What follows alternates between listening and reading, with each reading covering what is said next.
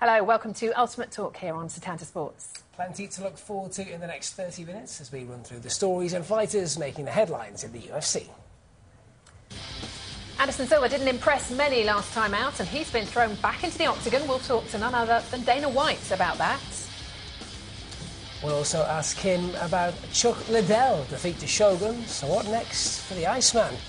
Will he make the Hall of Fame?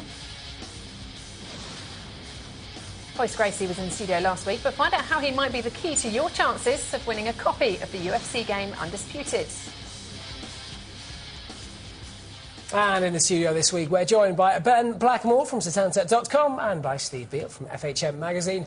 More from those two gentlemen in a minute. Welcome, fellas. Hi there. Good to see you. And remember, you can get involved too. All you need to do is email us views@setanta.com, or you can text us on 60300, start your message with the word views, and you'll be charged your standard network rate. Right, let's take a look at the stories then making the headlines in the UFC this week, starting with Anderson Silva. He's been given the perfect platform to silence his critics after being paired up against Forrest Griffin at UFC 101. The fight will be Griffin's first since recovering from a hand operation. He'll be sure to succeed where Patrick Cote and Paris Lathis failed by engaging Silva. Look at that, awesome show of class. Well, Griffin had initially been expected to fight Thiago Silva, but now it's rumoured Thiago will face off with Keith Jardine.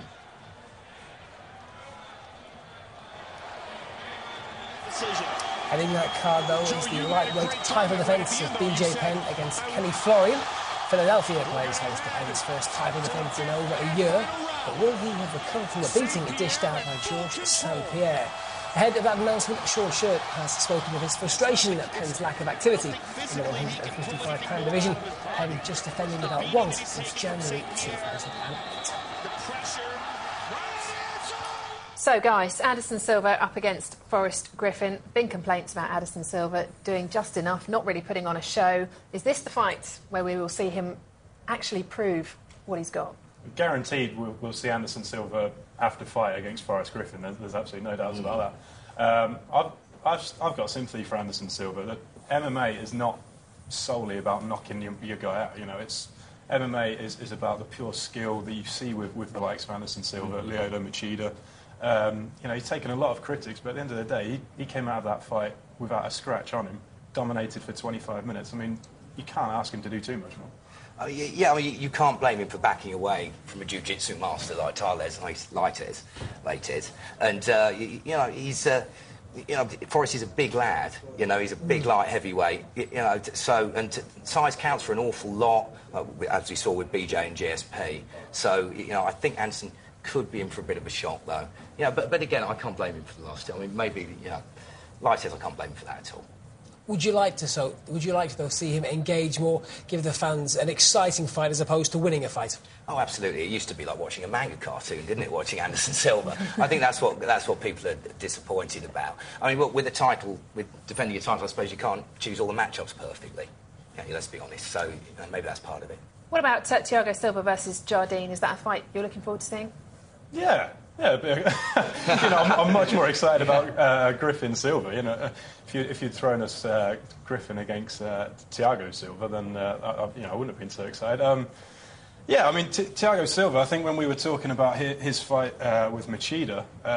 we thought he was going to eat him then, didn't we? We all had a slight doubt in the back of our mind, even though I think we all tipped Machida in the end. So, yeah, it'd be good to see Silva back in there, and Jardine's just about the most awkward guy in the world, so it's been interesting. Nice, easy. No shame in losing to GSP. Question is, though, does Penn bounce back against Florian? That is a big question. Yeah. That's why we pay the big bucks, Ben. Kenny's looked absolutely magic recently. Absolutely magic. Can his intense technical skill, can that beat BJ's enormous prodigal talent? Let's wait and see. I think that could be a really good one, you know. I've been talking to a few guys in the Florian camp, and they're hugely confident about this. You know, they really think this. They think Florian has come on so much even since his last fight. So yeah, it's going to be. But losing to GSP though isn't anything to be ashamed of. No, definitely not. No, but you sometimes wonder how much of a smashing somebody can take before it takes its toll. We were saying about Nogueira before his last fight with Mir. Yeah, I mean, BJ Penn will always be one of the best fighters we've ever seen, but you know, if can he go back to the lightweight division and keep up the same standard as he's maintained for many years? Do you think that could be the problem? Stepping up in weight and then stepping down, how does that affect your body, your preparation, athletic ability? Yeah, I'd put it more down to the fact that GSP fight was such a pinnacle in both of their careers to an extent, wasn't it? Yeah, absolutely. Can you sort of retune the mind now to absolutely get yourself up for the Kenny Florian fight? That's what I'm going to be interested whereas Kenny's got an awful lot of momentum coming into this. Yeah. What about Sean Shirk's comments as well, though, about Penn? No love lost there. Has he got a point, do you think? Yeah, well, the lightweight division definitely needs a title being defended more often, doesn't it? But I was surprised it had been that long. Yeah, there's a bit of sympathy for Penn, because if you build up for a fight like GSP, you're obviously not going to go and fight 2 or 3 times more in the year. So, you know, what needs to happen now is if Penn beats Florian, he needs to go and defend his belt 1 or 2 more times. You know, it's got to be like that. We can't just have sort of stagnation in the division. I mean, in some of the divisions we've got 1 or 2 people at the top. Yeah. You know, like Anderson Silva and Nate Marquardt, for example, in the middleweight, and it's been very much Kenny and BJ really in the lightweight. You know, for the last year and a half, couple of years. It must frustrate the other lightweights though, who want a shot, and you know, if your champion's off there fighting other champions or looking to step up in weight, you've got guys there who say, actually, come on, give me the shot. If you're not going to defend the belt, relinquish it and let me have a crack at it somewhere else. You need the belt to be active. Yeah, you do. And there's a lot of guys right now. I was trying to list them the other day. You've got your Guidas, your Diego Sanchez's, obviously your Shirks, your Frankie Edgars. Yeah. There's a lot of upcoming talent, and I think you almost need that sort of temptation. You need something to spur you on, because otherwise, where is the whole division going? So it all comes down to UFC 101, looking already like one of the most exciting shows we've seen. It's a phenomenal card. I mean, I think you're looking at it as Anderson Silva not even being the headline bout, are you? I was just about to say, if you've got a card that doesn't have Anderson Silva, Forrest Griffin, main event, it tells you something about the strength in depth. Yeah, it will be an absolutely huge card. They keep putting them on at the moment. You know, you keep saying how excited I am about every card, but that's going to be another phenomenal one. The actual matchup, though, of Anderson Silva and Forrest Griffin, is that a deliberate ploy by the UFC to make Anderson fight? Because the criticism... supposed to put the wind up him, yeah. Yeah, absolutely. That's what they're doing, isn't it? I mean, we're going to be speaking to Dana shortly, hopefully, anyway, but... That's definitely something they're concerned about, isn't it? Because the fans' criticism's been pretty harsh. Yeah, well, I mean, I suppose when you've got a commodity like Anderson Silva, you know, you want to work it to the best of your ability.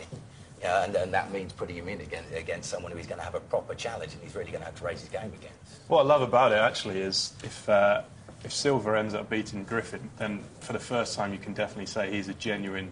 a genuine man for the title shot at the light heavyweight division. Mm-hmm. He beat... I've forgotten the guy's name. In his last fight, James. There we go. A complete mind blank there.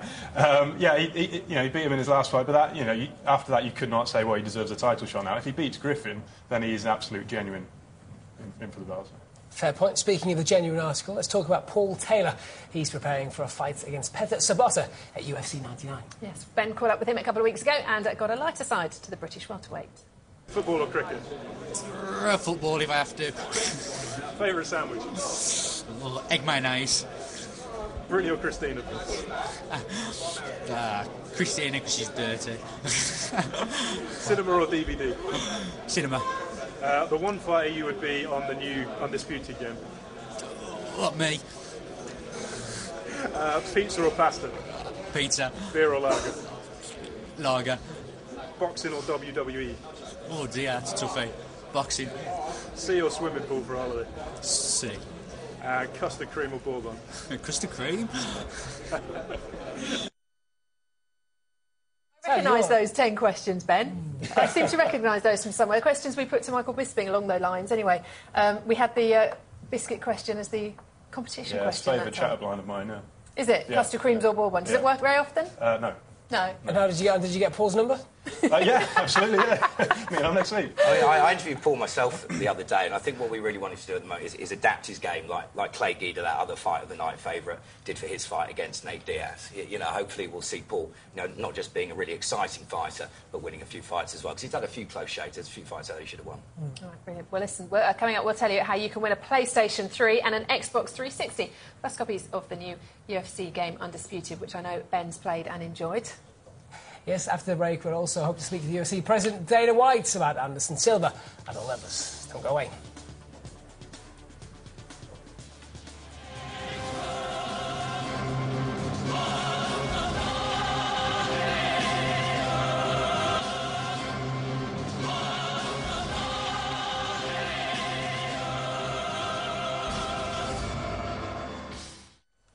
Welcome back to Ultimate Talk here on Setanta Sports. And don't let us have all the fun. Get involved.